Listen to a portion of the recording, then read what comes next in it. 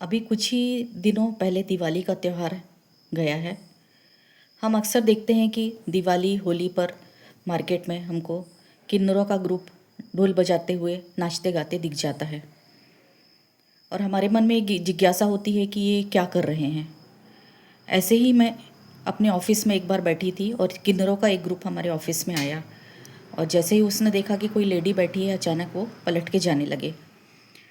मुझे मालूम था कि वो क्यों आए हैं, क्योंकि वो आते हैं तो वो पैसा लेकर ही जाते हैं। तो मैंने उनको आवाज़ दी और उनको बुलाया और उनको पैसे निकाल के दिए। जब मैंने इस तरीके से उनको उनके बिना मांगे पैसे दिए तो वो जाते जाते मुझे बहुत आशीर्वाद देकर गए और उनका चेहरा देख के ऐसा लग रहा था कि बहुत ही संतोष भाव से वो जा रहे हैं।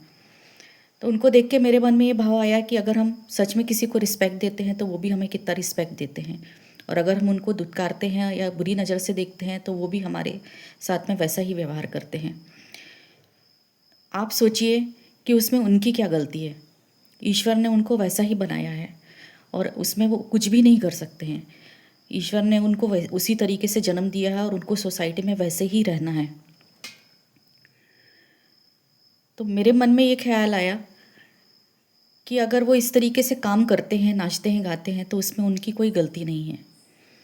अगर वो जॉब भी करना चाहते हैं, कुछ काम भी करना चाहते हैं, पढ़ना लिखना नहीं भी चाहते हैं, तो सोसाइटी उनको जल्दी एक्सेप्ट नहीं करती है और हमेशा उनके मन में ये डर बना रहता है कि हमारे साथ में ये लोग इस तरीके से क्यों व्यवहार कर रहे हैं। इसलिए वो आम सोसाइटी से भी कट के अपने ग्रुप में अलग रहते हैं।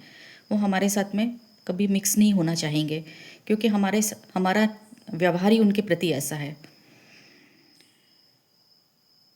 तो मैंने ये जो वीडियो बनाया है, मेरे मन में इस एक ख्याल आया कि अगर हम इस तरीके का उनके साथ में अगर व्यवहार करते हैं तो उसमें उनकी कोई गलती नहीं है।